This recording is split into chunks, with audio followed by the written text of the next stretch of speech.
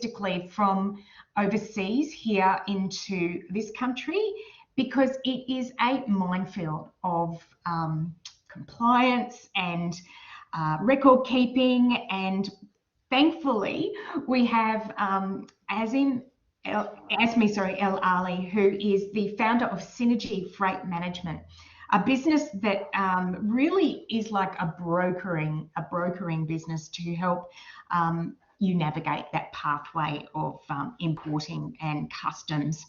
Azmi has been in this business in excess of 10 years. So Azmi, thank you so much for your time today. And I'd like to welcome, along with Azmi, Sally and Francis from the training team, as well as Dr. Paul Miller.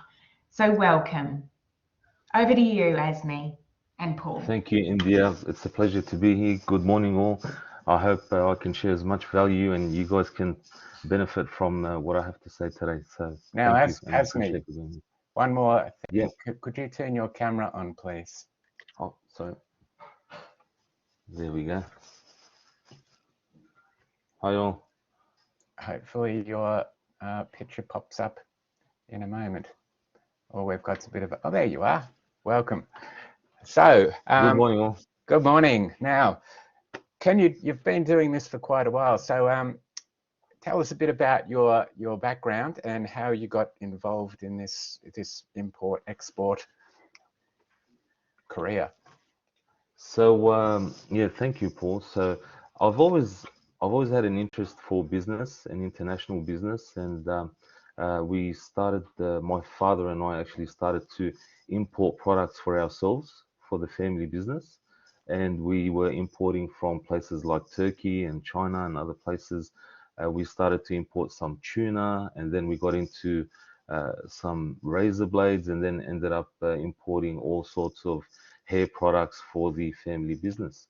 And then I took an interest in actually becoming a customs broker, and I've done my course and passed all my licensing requirements, and thought it was time to actually maybe start my own business, Synergy Freight Management, freight forwarding and customs brokerage and transport service provider for importers and exporters, operating out of all major ports in Australia.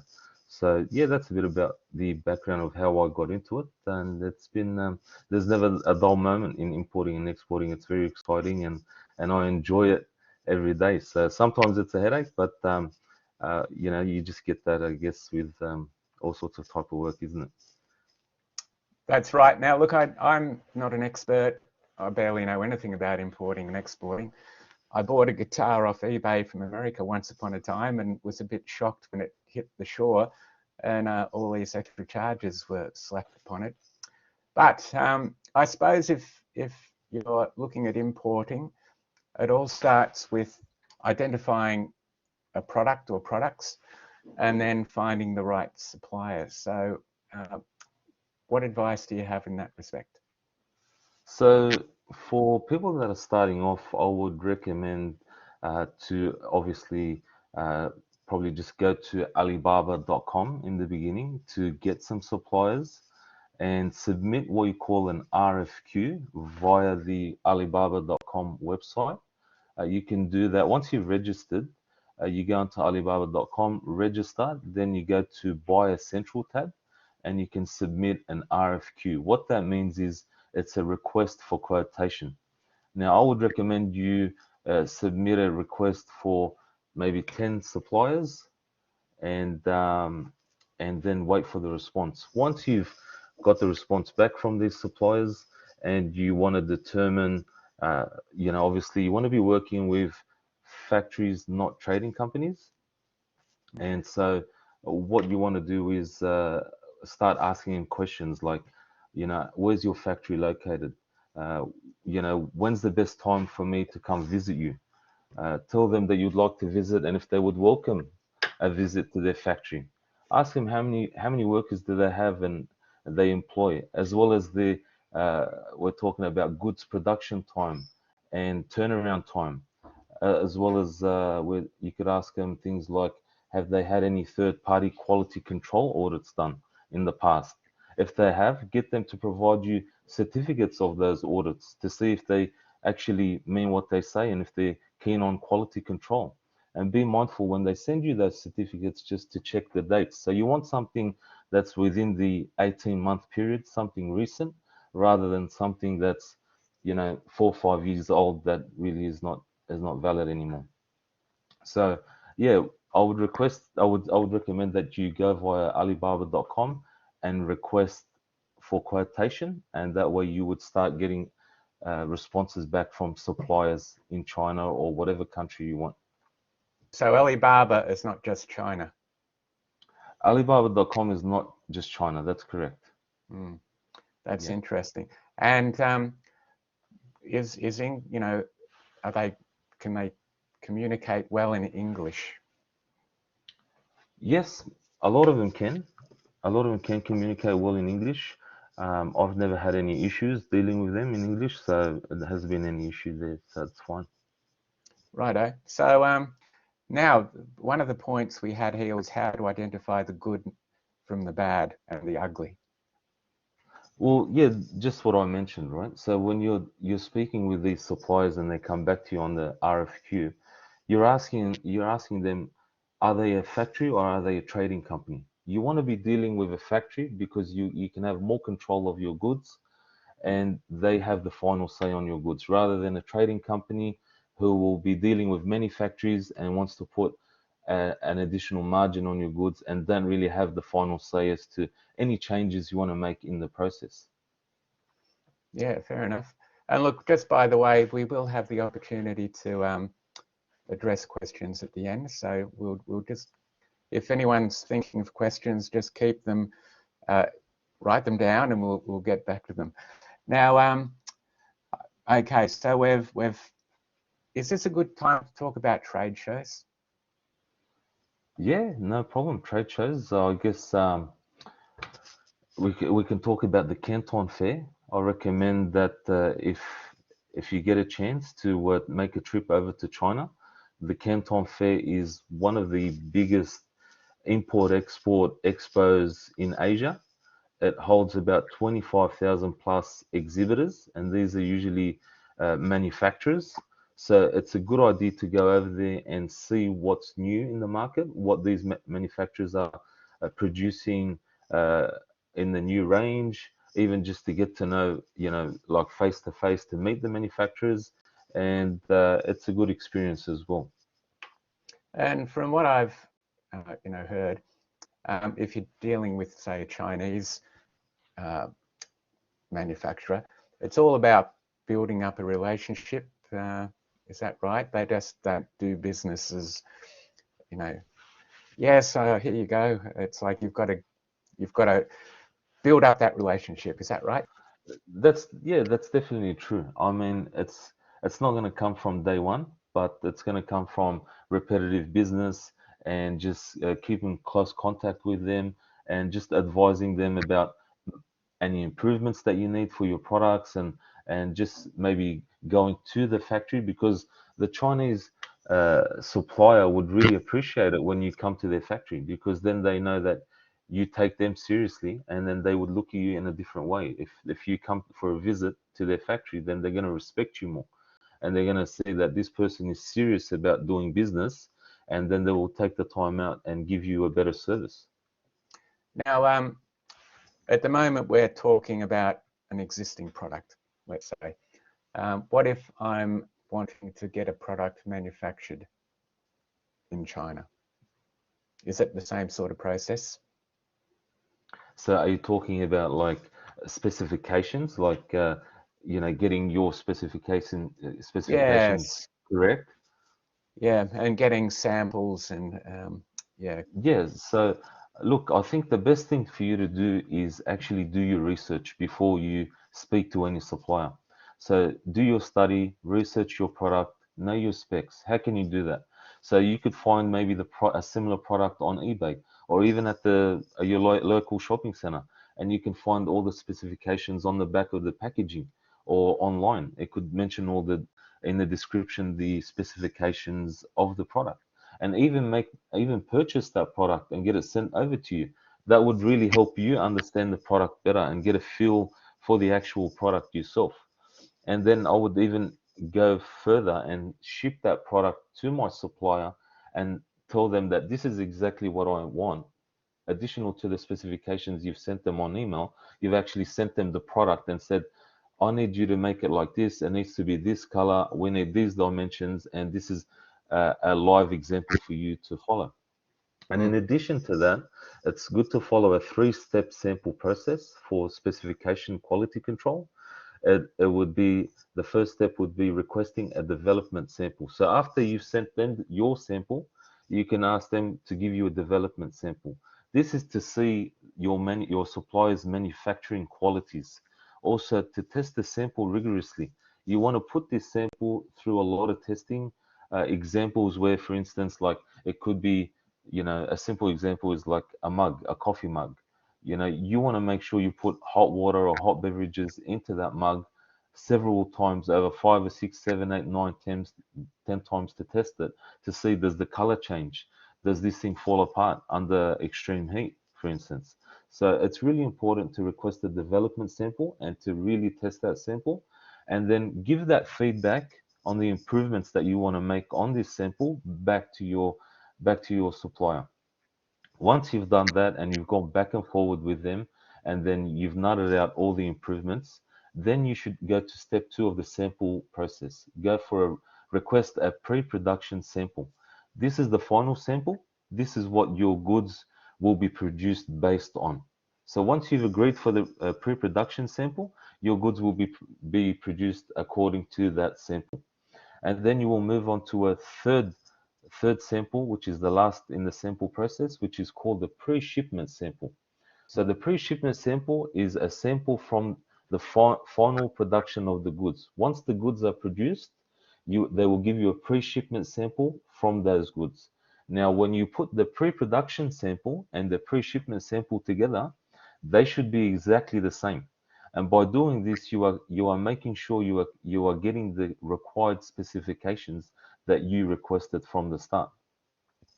Another way to ensure that you keep your quality control good and you get your specification request as requested is arranging an inspection of the production of the goods at the time of the production and pre-shipping. So the factory can also do this. It's not hard for them without you having to pay for a third party, or you can choose that option to select a third party quality control inspection company, which they're easy to find on Google. And you can request them do a live video, call you and do a live video of the production stage and the pre-shipping stage to make sure nothing is missed. For instance, at the time of production, for instance, they may have not put the logo correctly, or there's some issue with the logo, or maybe the color's not right. So you want to pick these issues up at the time of production or at the time of pre-shipping. So you still have a chance while the goods are sitting in their factory to get things fixed prior to shipping. Yep. My goodness, you know the whole works. Oh, I'm very Jesus impressed. Christ. Now, the next stop point we have here was how to negotiate pricing and payment terms to maximize profits. Okay. So at the time of requesting an RFQ, so request for quotation via Alibaba, and upon receiving your quotations from these suppliers and then vetting them if they are either a trading company or a manufacturer, then it's a good time to move on to the topic of pricing. You may find that you get a lot of the pricing would be in 2 groups. Uh, the first group would be similar priced goods, and they're more on the cheaper end, and you may get a few quotations on a very expensive spectrum, on the very expensive side. So you've got those 2 groups. The first group that have the similar pricing, you could speak to these suppliers and then let them know that you're looking for long-term business, that the quotation was comparable to the market, but actually was not very competitive at all. And give them a second chance. Tell them, would they be able to give you their best price before requesting a sample, or before we move on to the sample stages in our procurement of products. This would this would allow you to push it back onto them, giving them a second chance to quote you again, hopefully to try and get some negotiation and better pricing there. Now, the more expensive supplier, it's always good to speak to them to get some market information as to ask them, why are you guys much more expensive than the rest of the suppliers that we've spoken to? And they may tell you, look, we have better, equipment manufacturing technologies that we use, or maybe we just use higher quality products as such. So yeah, they're the things to probably go forward with in terms of the negotiating the price. It's always going to be the more you purchase, the better the price anyway. At the end of the day, if you purchase more product, your price is always going to go down. But in the initial stages, I would recommend maybe try to negotiate and use these sort of tactic. Now, is this a good time to talk about FOB? Yeah, for sure. So, okay, FOB, what that means is free on board. Now, these are called Incoterms or shipping terms. Now, these are very important because when you purchase a product or when you purchase goods from China or anywhere internationally, the supplier will sell you at a certain level, at a certain shipping level or buying level. So they may sell you $30,000 FOB Shanghai port. Now, what that means is free on board. So your price of your goods is inclusive of the goods and transport of your container to the wharf until it gets put onto the vessel. Now, that's where the supplier's responsibility stops and the buyer's responsibility starts. So they are responsible. The supplier is responsible for for the goods to end up on the vessel, and you are responsible for everything after. So overseas freight, local port handling charges here in Australia once the goods arrive at the port, customs clearance, delivery to your end address, if that makes sense. It does. So let's assume, okay, we've negotiated, we've bought the product, we've got it FOB, and it's sailed out to Australia, and now it lands on the shore. What happens then? So it's always good to engage a customs broker, a licensed customs broker, uh, before you purchase your goods, just because they can let you know the import requirements, so you are compliant with customs and quarantine prior to you shipping your goods, because they may need specific documentation to lodge your customs entry or customs declaration with customs and quarantine. This is very important because if you don't give them the correct documentation, they can't lodge the import declaration on your behalf to clear your goods through customs. And what will happen is your container or your goods will just sit at the port or at the terminal airport, and then you will be billed extremely expensive storage fees. And it could be a big issue for you too, especially if you're starting off. You can't really take on any additional fees like storage penalties and all these sort of charges. And how does GST figure in all of this? Okay, so upon importation, your goods will have customs duty and GST applied on them. Now, GST is usually 10%, but 10% billed on the cost of the goods plus the freight and plus CFR plus the freight and plus duty if there's any customs duty. So that sum of all those items, then you get billed 10% GST. If you are not registered for business, then you can't claim that GST back. But if you are registered for business, you do have an ABN, you can claim back that GST portion on your BAS statement. Yes, no, I always tell people if you've got a lot of expenses, you're much better off being registered for GST, even if you don't have to technically. Okay, so now the other thing, okay, I said, it's sailed across the ocean. One of the questions I did put to you earlier was, at what point do I need to really think about is there a size, a weight, a value figure, for example, where having a broker becomes really much more important? Okay, so for the legislation says that if you have goods that are over $1,000 in value, you will need to lodge a import declaration, a formal customs entry. So to lodge a formal customs entry, it's best practice to use a customs broker because they are obviously well versed with the process, because that's what we do. Even though by right, you as the owner don't need anyone to lodge your customs entry. You can do that. That is your right. You can do that on your own. But I don't recommend it, because if you're not experienced with the classifications and all the other bits and pieces around that. So for goods value of 1,000 Australian dollars and over, you would need to lodge a customs entry. So you would need to seek the assistance of a customs broker. If the value of the goods are $1,000 and less, then your goods are duty free and GST free at time of import. Mm. Is air or sea?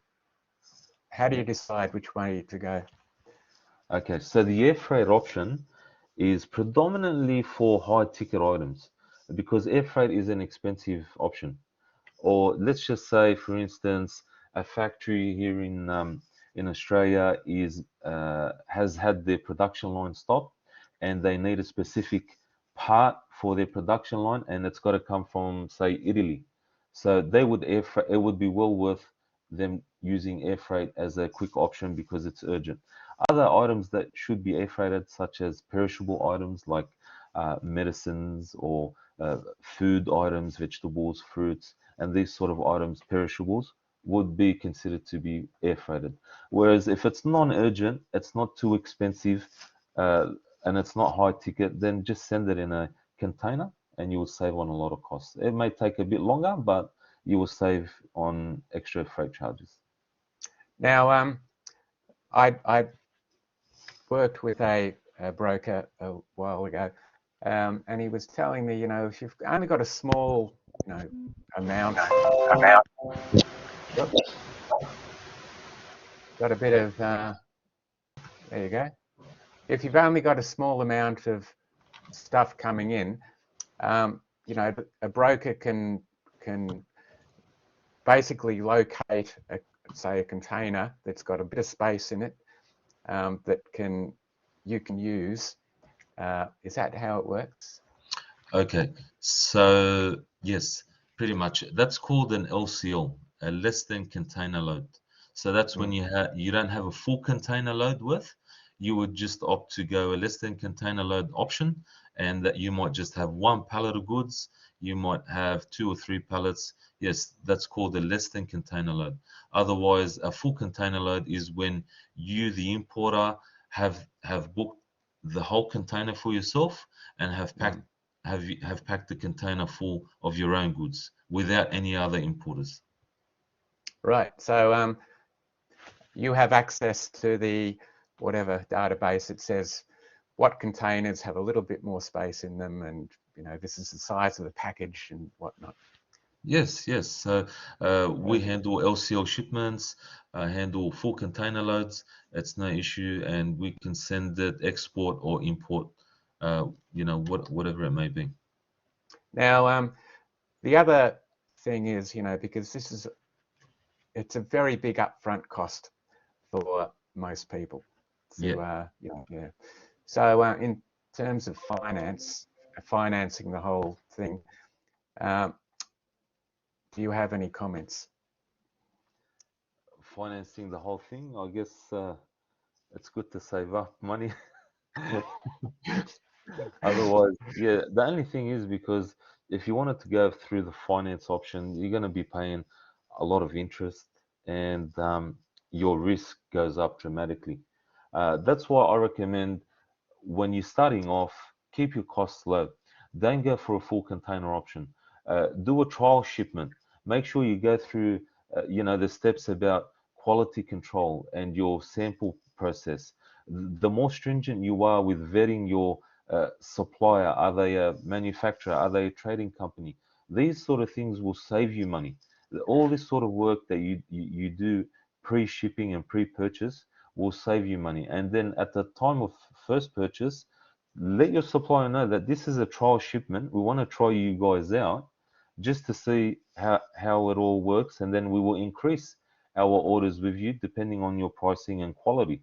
So maybe go for maybe just an LCL shipment, less than container load trial shipment at the very beginning, instead of having to pay large amounts of funds for a full container. Your order may just only cost you 5 or 6 thousand in the beginning. So try to just go. It's not a sprint. It's more of a marathon. You want to build up the relationship. You want to build up the business, and you want to just take your time when doing it. Obviously, we all want to get there, but taking your time is very important so that you don't incur additional expenses and go broke in the very beginning. Now, have you noticed any trends in your time? What have been the trends that you've noticed in terms of products? And in terms of products, well, trends are always happening. I mean, you had those fidget spinners that the kids like to play with. Then you had the scooters, and you had some of those little pocket rocket bikes, and trends are always happening. I guess it just depends on if you get a celebrity using a product, then it just goes viral. So you just never know. And look, I always like stories. Do you have any interesting stories you can share with us? There are definitely interesting stories. I mean, you've got some people, they decide to, how can I say, import furniture one time, and they didn't get the required documents that we requested from them. And then all of a sudden it was like, oh, hey, my goods are here. Can you clear it? And it's like, oh, well, how come you didn't let us know, previously, like 2 weeks ago or 3 weeks ago, about what you were doing? And then all of a sudden it's like, oh, we don't have a packing declaration. We don't have a fumigation certificate. So the goods needed to be fumigated because they contain timber. And then the container was sitting at the wharf incurring storage at $600 a day. And then at each day there was a delay. They were paying $600, so we had to get their goods moved to a depot to get fumigated and to get it released, and that cost them extra charges and was not a very fun exercise for them, I can tell you that. Okay, so that's a bit of a bad news story. What about a good news story? Good news stories, I guess importing is lucrative.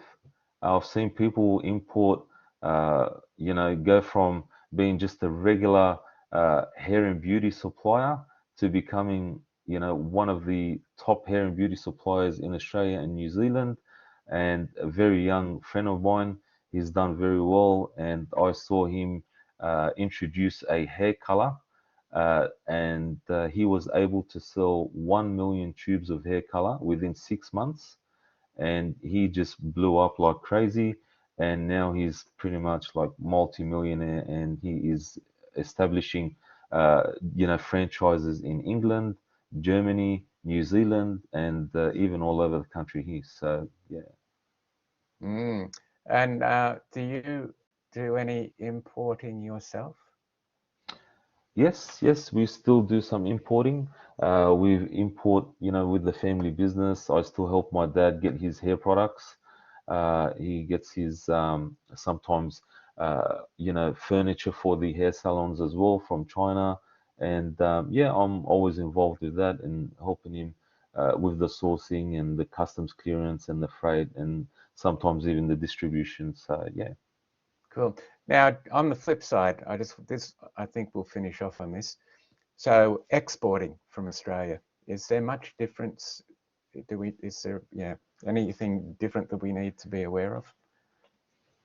Look, it's pretty much the same process, just backwards.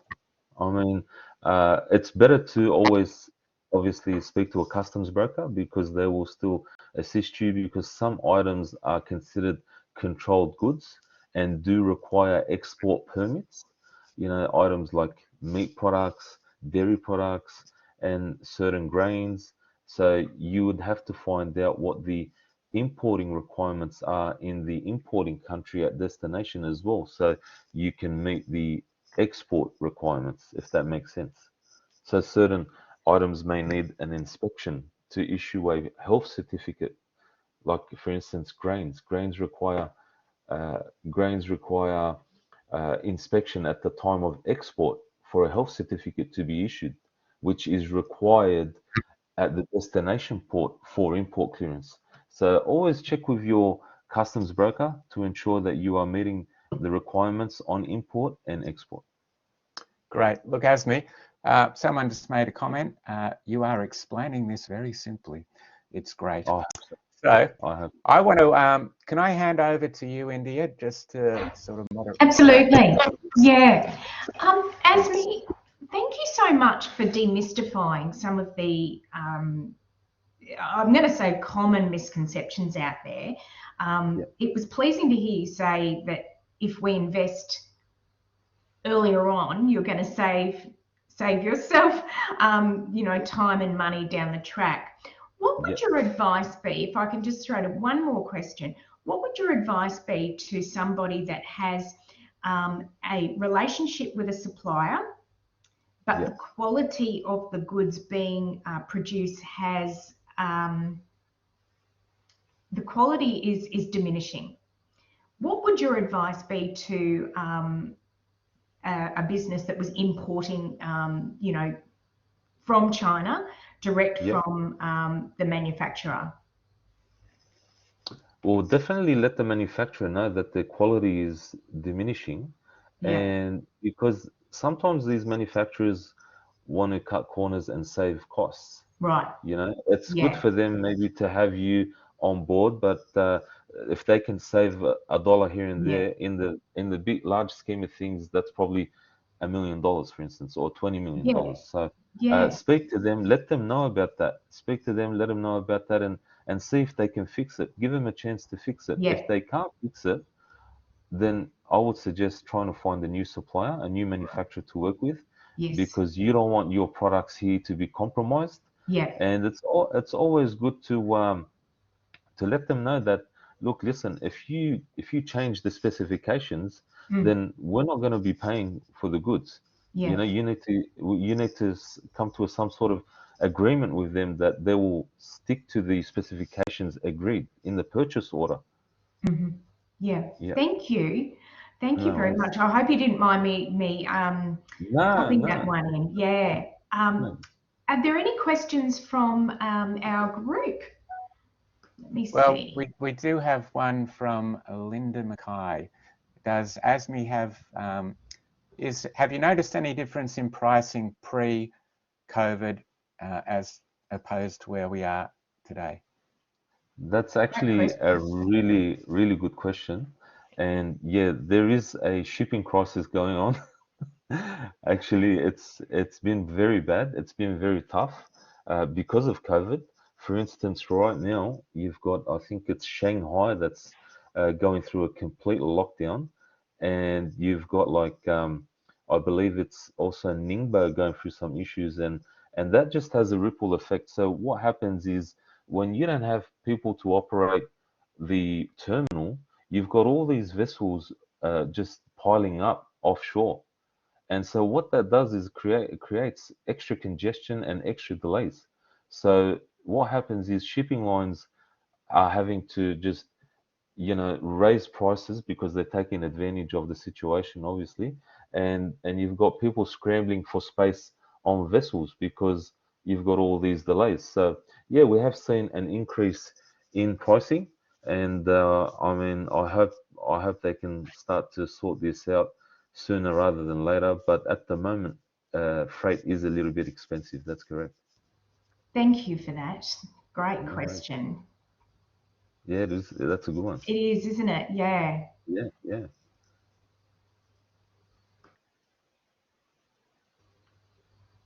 We're just I think we had another question, Indy, from Linda. Linda said, Are you able to give us a guesstimate on how much it would cost to visit one of the trade fairs in China?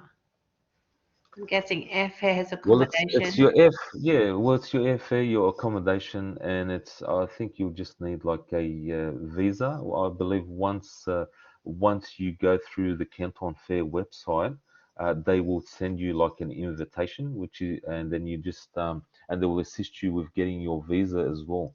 Last time when I went, that's how it happened, and didn't cost too much. I think it was maybe a few $100 for the visa, if I'm not mistaken. But other than that, it's just your expenses, your accommodation, and your airfare.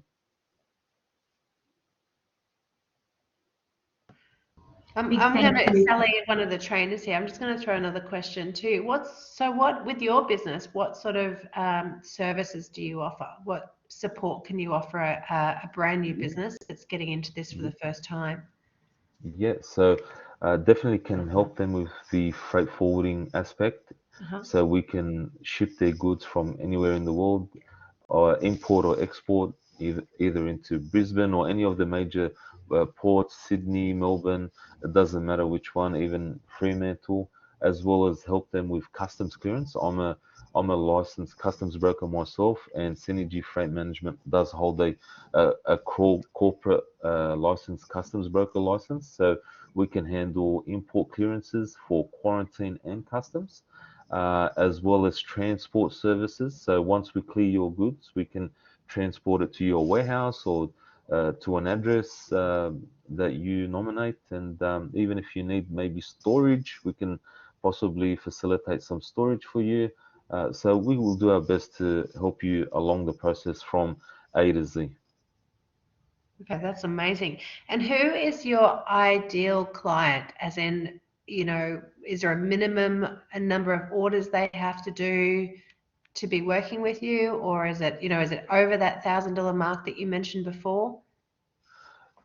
Look, we don't really have a specific type of client because, clients come in all different shapes and sizes, different businesses. So, like if you require import clearance, whether if you require shipping, we can help you. Transport services, all of the above, we're ready to help.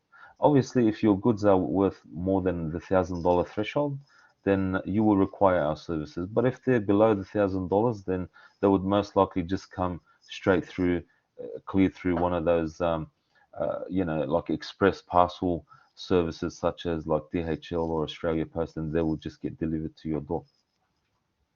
Awesome.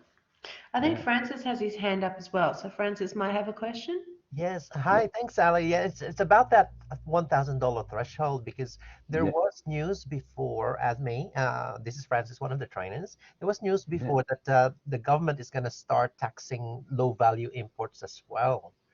Um, is this what's happening, or is there still a $1,000 threshold? Yeah. No, the threshold still is valid, so they haven't done that.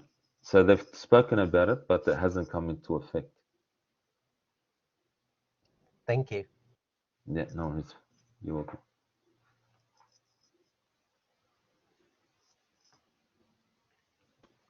Well, that could be a wrap, I think. We, Sorry, I just have one yes, question, if it's okay. Can I go Yes. ahead? Yeah. Yeah, thank you so much. That's very helpful. I am interested in children's products, toys or games or resources. Can you share your experience? What's different about importing items for children? Because I heard there are a lot of harder regulations for that. Thank you. If are you talking just about toys? Yeah, toys or education resources. Yeah. Educational resources. So look, it's Like pretty much puzzles or logos or sorry. So go ahead. Thank you. sorry, say that again. Like logos, puzzles, something they can wood pieces. Yeah, that's what I was thinking more in regards to the material. Look, timber products usually have to go for fumigation, or if they are fumigated overseas and we have a fumigation certificate, they may be applicable only for an inspection, depending on quarantine. But any other requirements, I wouldn't say there's any issues there if you're just bringing in toys and puzzles and these sort of things. So I wouldn't stress too much about other issues. More of the product material would be of concern, if they're made of timber or not.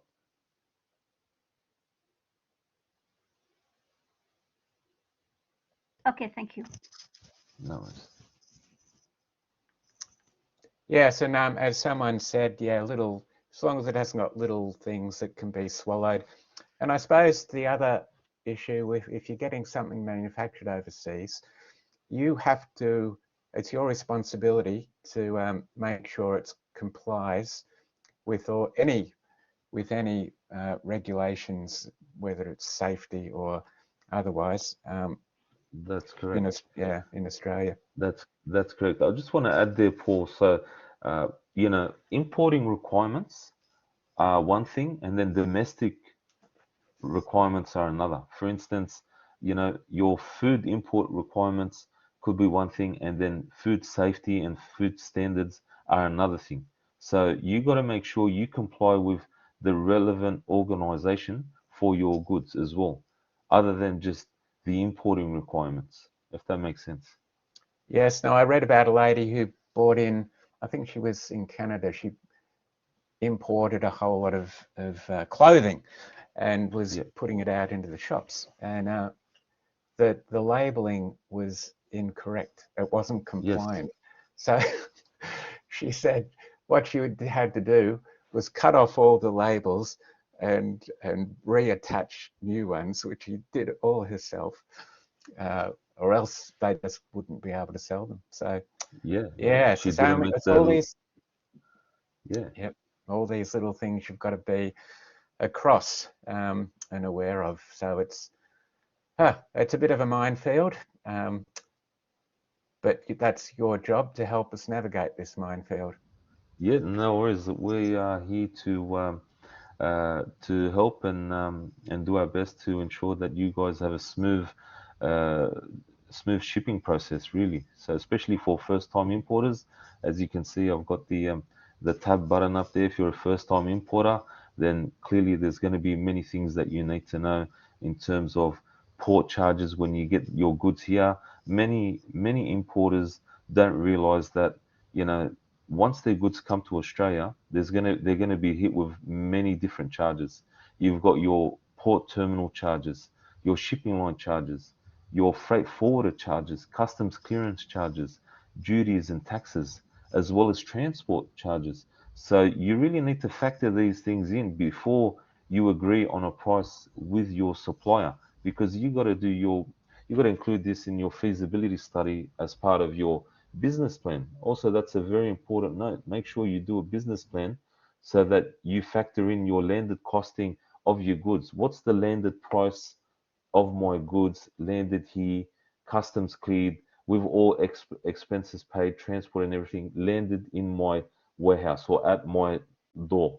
And then I can work out my cost. Then I can work out what I'm going to sell it in the market, and what's my margin? Is that going to be enough? And then go from there.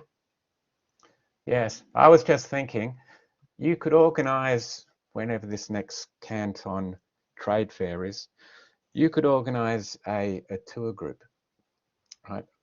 Because like we've got, I'm sure a lot of people would love to go as a group instead of just going on their own, and with you, as the leader, just to sort of navigate them through the whole thing, which would be rather overwhelming if you'd never been anywhere like that before.